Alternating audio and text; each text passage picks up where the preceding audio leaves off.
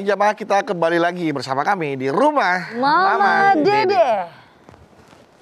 Silakan Mah, dilanjutkan kembali. Jadi bagaimana yang namanya anak baktinya kepada orang tua? Ada orang tua. Buktinya.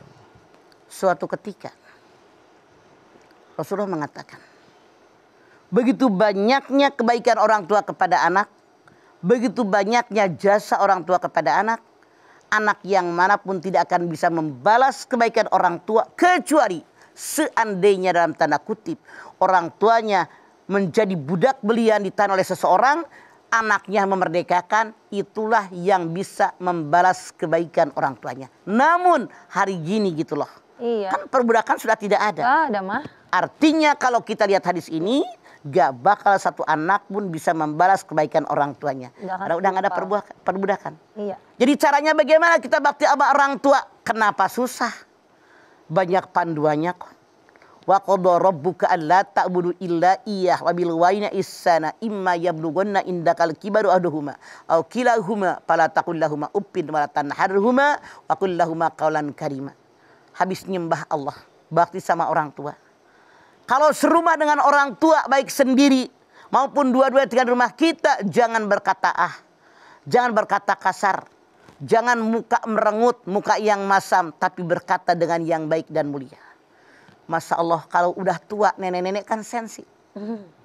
Kadang-kadang anak ngomelin anaknya, kita tersinggung. Sensitif ya mah. Makanya hati-hati bicara depan orang tua kalian. Karena sensinya tadi harus penuh pengertian. Kata Allah dalam ayat ini, kalau orang tua kalian sendiri tinggal di rumah kalian atau dua-dua tinggal di rumah kalian, harus berbuat baik. Bersyukur kalau Anda masih memiliki orang tua di rumah Anda. Apalagi serumah, keberkahan akan datang melanda rumah tangga Anda. Bersyukur kalau Anda masih memiliki orang tua. Walaupun berbeda kota, misalnya saja dalam tanda kutip. Ya. Anda masih bisa video call, SMS-an, WA-an, teleponan. Anda masih bisa kirimin duit buat beli makanan yang dia suka. Apalagi kalau Anda punya orang tua masih dekat rumah kita. Tiap kita punya makanan apapun berikan kepada dia. Perhatikan kebutuhan dia. Ini pintu surga buat kita. Rasul pun mengatakan pintu surga yang paling luas, pintu yang di tengah, pintu birrul walidain. Jangan pelit sama orang tua. Karena tanpa orang tua kita bukan siapa-siapa. Suatu ketika seorang sahabat bertanya, ya Rasulullah, saya ini punya harta dan punya anak. Datanglah orang tua saya meminta harta saya. Rasul mengatakan, dirimu dan semua hartamu milik orang tuamu. Maksudnya apa? Kalian anak laki-laki punya harta seperti ini, penghasilan seperti ini, gara-gara orang tuanya mendidik, mengarahkan, menyekolahkan. Tanpa itu kalian tidak punya apa-apa.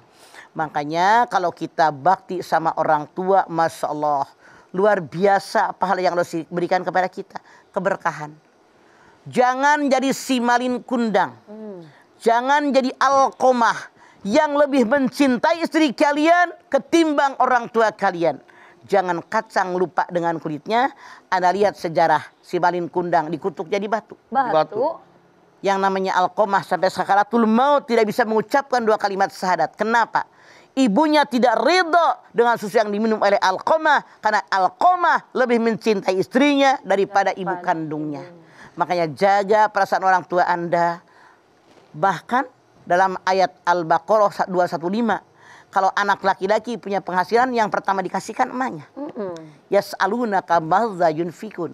Kul ma anfaqtum min khairin falil walidaini wal aqrabin wal yatama wal masakin. Apakah yang terbaik berikan kepada orang tua kalian? Keluarga dekat, keluarga jauh, anak yatim, fakir miskin. Saking yang namanya anak laki-laki wajib memperhatikan ibunya. Ketika kita masih muda, anak-anak kecil, kita yang gagah perkasa nyari duit. Buat makan, buat jajan, buat sekolah, buat pakaian, buat apa yang kalian suka. Orang tua layu.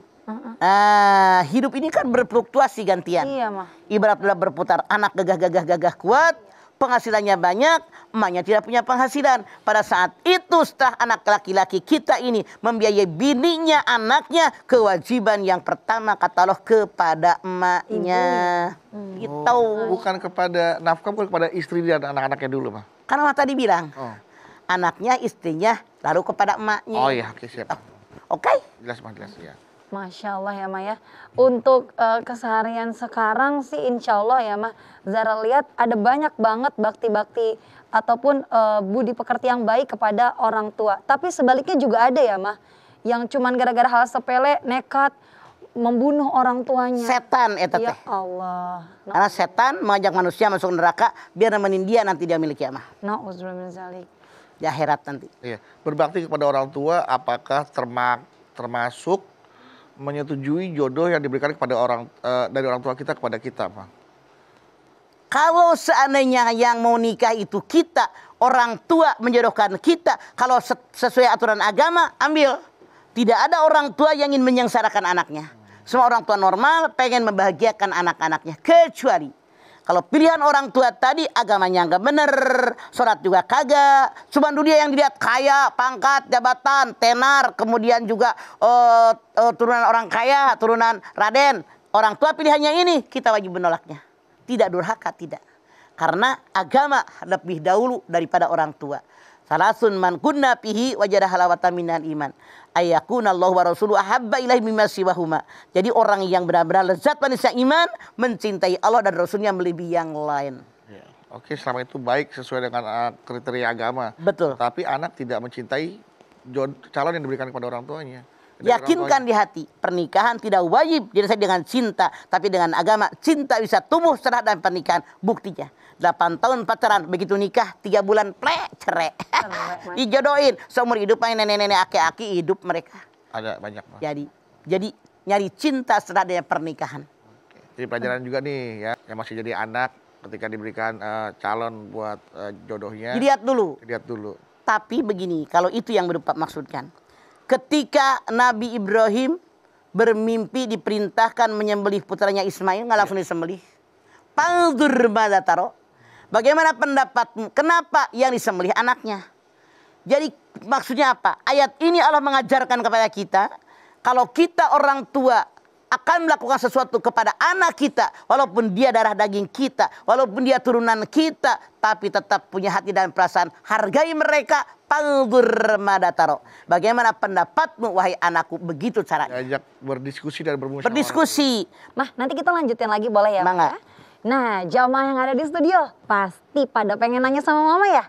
Bener kan? Nah, tapi nanti dulu kita lihat dulu pesan-pesan yang mau lewat berikut ini. Untuk itu jamaah yang di rumah jangan kemana-mana. Di sini aja di rumah Mama Dede.